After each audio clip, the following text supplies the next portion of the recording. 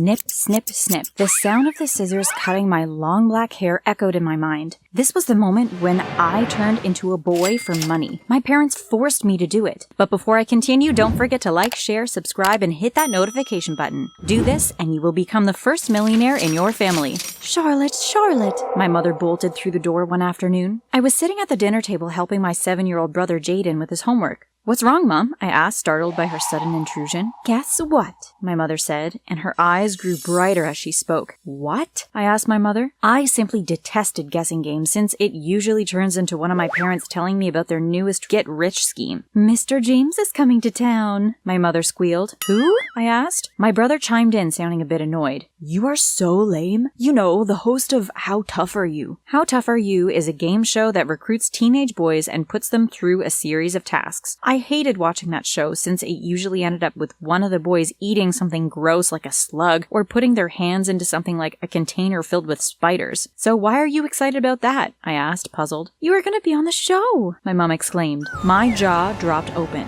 "What? How am I going to be on the show? That show is only for boys. I'm not a boy." "Not yet, you're not," my mother said. I tried to find out what she meant, but she refused to answer. I was twisting and turning in bed when my dad got home. I heard muffled conversation coming from the TV room. I snuck out of bed and hid in the shadows as I eavesdropped on my parents' conversation. "I'm telling you, John, we struck gold this time," my mother said excitedly. "Do you think she could pull it off?" my dad said, stroking his chin. "She doesn't have the shape or figure of an age 15 girl. We could use that to our advantage. All she needs to do to seal the deal is cut her hair," my mother said. I placed my hand over my mouth to stifle the cry that tried to escape. I tiptoed back to my room with tears in my eyes. How dare they bring me into one of their get-rich-quick schemes? That night, I contemplated running away, but then I thought about Jayden and the fact that he might end up just like our parents, jumping from one scheme to the next. I had to stay for him. The next day, my dad called a family meeting. "Okay, Charlotte and Jayden," my father said with a broad smile on his face. "Your mother came up with a brilliant idea." My stomach turned as I sat and waited for my parents to tell me what their plan was for me. "We decided that Charlotte will be a contestant on How Tough Are You?" my father said as he came over and patted me on the back. "Charlotte?" my brother said, looking at me sideways. "The same Charlotte that's afraid of lizards, roaches, and every creepy crawling thing under the sun?" My brother curled up in a ball, clutching his belly as he rolled around laughing at my demise. "And what makes you think that I want to do this?" I asked my parents boldly, looking them in the eyes. "Oh, honey," my mother said as she sat next to me and held my hands. $5 million! Think of what $5 million can do for us. $5 million or 5 years in prison if they find out that I lied about being a boy, I scoffed. "Listen, your mother and I spoke about this last night, and we decided that if you win, we will stop trying to come up with ways to get rich quick," my father said. "Fine," I said reluctantly. The next day was a casting call for contestants. That night, I sat in a puddle of my cut hair holding a jockstrap, wondering if I made a mistake. My name was no longer Charlotte, but Charlie. The next day, we went on set. There were about 50 boys lined up waiting to enter the studio. After a grueling interview process, 19 boys, including myself, were chosen. I couldn't believe that I pulled it off. "Congratulations, boys, you are officially contestants on How Tough Are You?" Mr. James exclaimed. After the interview, I asked a staff member for directions to the washroom.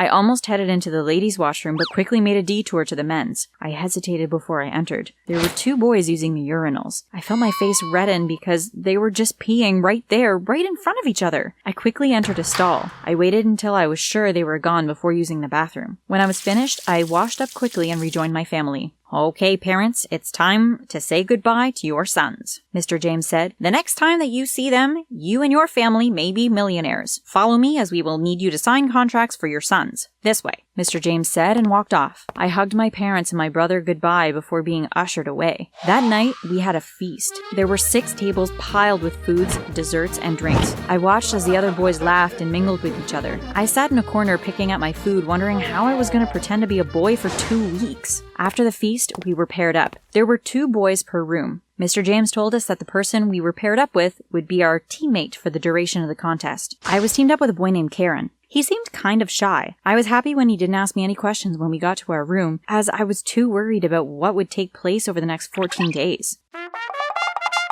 The blare of a trumpet woke us up the next morning. A big, brawny man opened the doors and switched on the lights in the rooms. The groans of the boys sounded in the hallway. "It's 5 a.m. That means it's time to wake up," he said over a megaphone. If you look at the base of your beds, you will see 7 track pants and 7 t-shirts. This will be your uniform for the next 14 days. You have 5 minutes to get dressed and get out of bed, or you will be disqualified. I panicked silently. How am I supposed to get dressed when Karen is in the room? To my surprise, Karen grabbed his clothes and headed to the tiny bathroom in the chambers without a word. I dressed quickly before Karen came back. You have 1 more minute, the man said. I rushed to the hallway without even brushing my teeth. I gagged. Is this what the next 14 days are going to be like?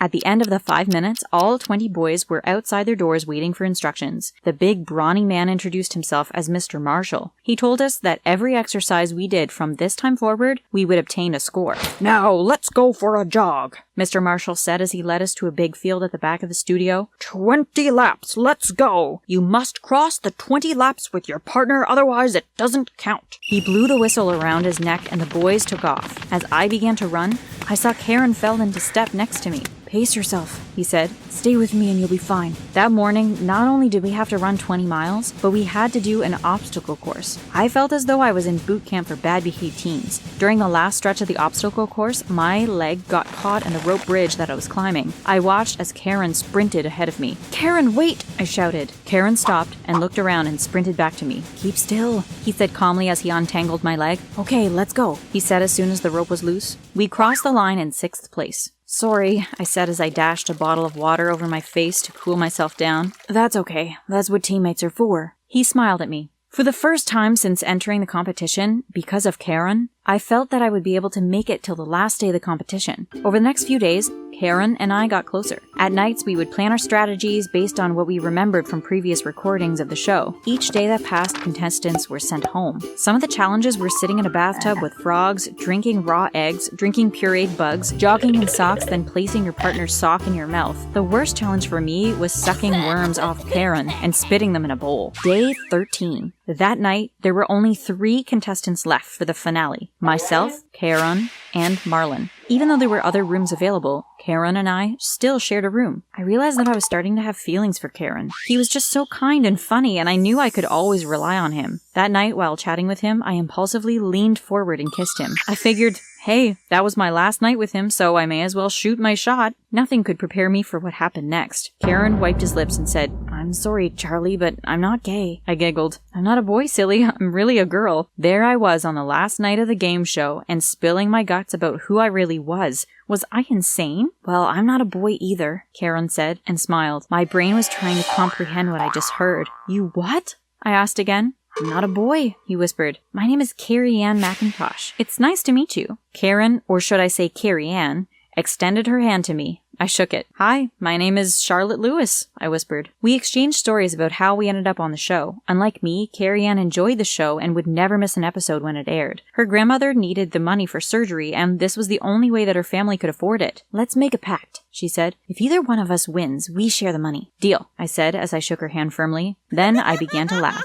What are you laughing at? Carrie Ann asked, bewildered. I can't believe that I kissed a girl, I shrieked. Day 14. Finally, it was the last day of the contest. All parents and past contestants were invited to be the studio audience. Good luck, I said and gave Carrie Ann a big hug. May the best girl win, she said as she hugged me back. We walked into the studio wondering what the final task would be. Good morning to our studio audience. Today, we will see which one of these brave boys will be going home with $5 million, Mr. James said. The audience applauded and shrieked. I looked up in the audience and saw my parents, but I didn't see Jayden. Okay, contestants. There are 3 curtains in front of you. Karen, curtain 1, Marlon, curtain 2, and Charlie, curtain 3. Mr. James said as he pointed in the direction of the curtains. Okay, let's raise the curtains and show our contestants what their final challenge today will be, Mr. James said dramatically. A hushed silence spread over the audience. A look of horror washed over my face when I saw what was behind the curtain. Jayden! Jayden was tied to a chair. His mouth gagged and in front of him were snakes. Very large snakes. My blood ran cold. Okay, contestants, the first one to release their victim and bring them back to safety wins. The snakes are sound asleep. Mr. James checked the watch on his hand. You have at least 3 minutes before they wake up.